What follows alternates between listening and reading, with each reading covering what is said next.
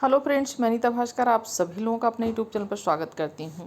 तो paper first के लिए कुछ नोट्स जो आपके एग्ज़ाम में बहुत ही ज़्यादा हेल्प करेंगे। तो जल्दी जल्दी थोड़ा सा मेन पॉइंट्स है जो मैंने नोट्स बनाए थे वो मैं आपको बता देती हूँ जो आपके एग्ज़ाम के लिए हेल्पफुल होंगे। तो चलिए शुरू करते हैं। और अधिगम है और परिभाषा और विशेषताएँ क्या है लर्निंग की। तो अधिगम का मुख्य उद्देश्य जो है वो छात्रों के व्यवहार में क्या करना है, परिवर्तन लाना है। ठीक है, छात्रों का जो व्यवहार है उसमें क्या करना है, परिवर्तन लाना है। और दूसरा पॉइंट, अधिगम का अर्थ क्या है, ज्ञान प्राप्ति करना। अधिगम प्रेरक और प्रतिक्रिया के बीच क्या करता है, नवीन संबंध स्थापित करता है। अधिगम ज्ञान, बोध तथा संकल्प शक्ति द्वारा ही संभव है। ठीक है, अधिगम सार्वभौमिक है। शिक्षार्थियों का वर्गीकरण, ठीक है, शिक्षार्थियों का वर्गीकरण में देखेंगे। ठीक है, और इसमें देखिए विद्यार्थियों को विभिन्न आधारों पर 4 मुख्य श्रेणियों में बांटा गया है। व्यक्तिगत और सामाजिक विशेषताओं के आधार पर वर्गीकरण।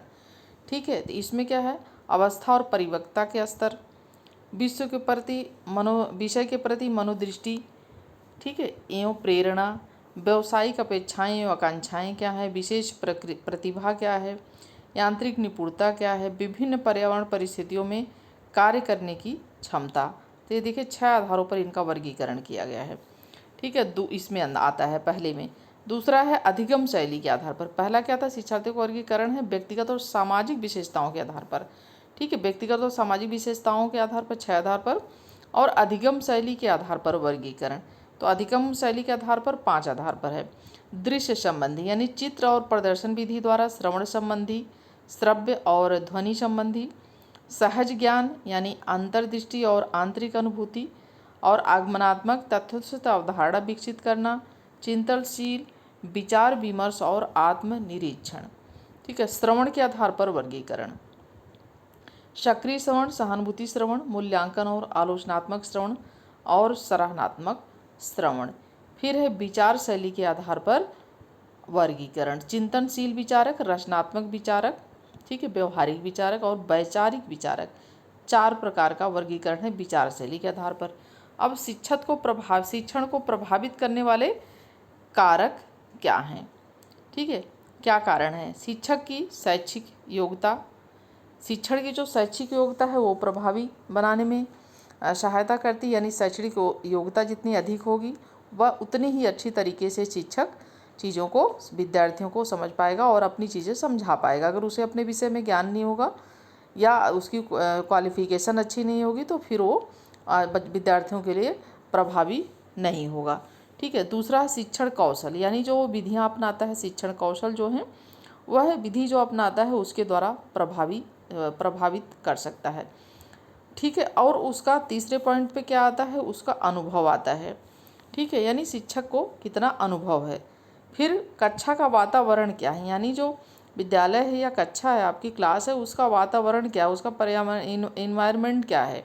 ठीक है, ये सब चीज़ें भी सीखने में और प्रभावित करने में सहायता करती हैं। फिर आर्थिक कारण क्या है, कई बार आर्थिक परिस्थितियों की वजह से भी दिक्कतें आती हैं, तो आर्थिक उसका कारक। फिर शिक्षण संस्थानों, ठीक है, शिक्षण संस्थानों की प्रशासनिक, ठीक है, प्रशासनिक नीतियाँ, विषय वस्तु, समाज एवं माता पिता की अपेक्षाएं क्या हैं, आती चीज़ें, ये सारी चीज़ें आती। फिर शिक्षण विधियाँ कौन कौन सी हैं, शिक्षण विधियाँ देखिए 3 प्रकार की हैं। ठीक है, अध्यापक केंद्रित, ठीक है, मिश्रित विधि और शिक्षार्थी केंद्रित। आजकल की जो विधि है वो क्या है, शिक्षार्थी केंद्रित विधि, यानी बालक के व्यवहार का अनुभव किया जाता है, बालक के अनुसार जो है चीज़ें की जाती हैं, बालक केंद्रित है। लेकिन जैसे प्राचीन काल में जब गुरुकुल प्रणाली थी तो अध्यापक केंद्रित शिक्षा थी, जिसमें कि अध्यापक लेक्चर देता था, व्याख्यान करता था और उसे कंठस्थ कराने की कोशिश करता था और बच्चे उसे कंठस्थ करते थे, और वह अध्यापक केंद्रित। आजकल क्या है, विद्यार्थी केंद्रित है, क्योंकि आजकल बालक की रुचियों, योग्यताओं आदि चीज़ों को ध्यान में रखते हुए शिक्षा का माध्यम जो है। ठीक है, शिक्षण नीति और शिक्षण विधि में संबंध। ठीक है, शिक्षण नीति और शिक्षण विधि में संबंध। शिक्षण विधि का चयन शिक्षण नीति के आधार पर किया जाता है, जो कि उद्देश्यों के आधार पर किया जाता है। ठीक है, दूसरी बार दूसरी ओर मिश्रण विधियाँ जो है, मिश्रण विधियों में पाठ्य वस्तु की प्रवृत्ति पर ध्यान दिया जाता है। ठीक है, और दूसरी ओर क्या है, मिश्रण जो विधि है उसमें पाठ्य वस्तु की प्रवृत्ति पर ध्यान दिया जाता है, प्रकृति क्या है, उसका नेचर क्या है, और इसमें पाठ्य वस्तु तथा उसकी प्रस्तुतिकरण महत्वपूर्ण माना जाता है। इसमें शिक्षण के कलात्मक पक्ष पर बल दिया जाता है और शिक्षण विधियों में मुख्यतः स्थूल उपागम, ठीक है, माइक्रो टीचिंग जिसे कहते हैं, का अनुसरण किया जाता है। इसके अलावा शिक्षण युक्तियाँ भी आवश्यक होती हैं। ठीक है, स्टोन्स और मोरिन्स के अनुसार शिक्षण युक्तियाँ उद्देश्यों से संबंधित होती हैं और शिक्षक के व्यवहार को प्रभावित करती हैं और शिक्षक किसी परिस्थिति में कैसा व्यवहार करता है।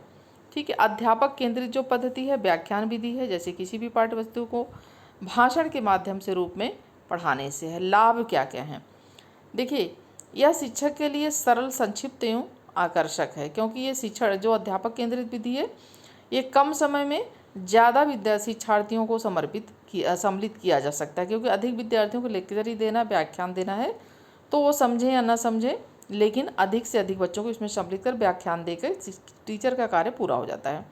और लेकिन इसकी सीमाएं भी हैं, यह छात्रों के लिए नीरस हो सकती है ना, क्योंकि ऐसा है कुछ बच्चे इंटरेस्ट लेंगे, कुछ नहीं भी लेंगे, और बच्चा बोर हो जाता है, क्योंकि अगर उसमें प्रश्नोत्तर विधि का प्रयोग नहीं किया गया, पूछा नहीं गया, चीज़ों को समझाने की कोशिश नहीं की गई, तो बच्चे क्या होते हैं, सुनते सुनते सो जाते हैं, नीरस हो जाती हैं। तो इसकी इसलिए सीमाएं हैं कि नीरस भी होती है, तनावपूर्ण भी होती है, कुछ बच्चे बोर भी हो जाते हैं।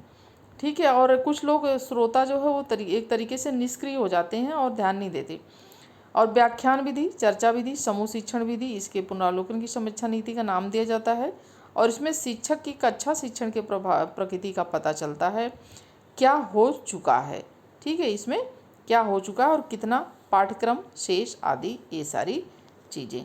ठीक है, तो कैसी लगी वीडियो, और इस तरीके से कुछ इंपॉर्टेंट चीज़ें और भी मैं करा दूँगी, और छोटी छोटी वीडियो बना के, जिससे आपको थोड़ा सा इससे फ़ायदा मिले। चलिए नेक्स्ट वीडियो में, thank you for watching video.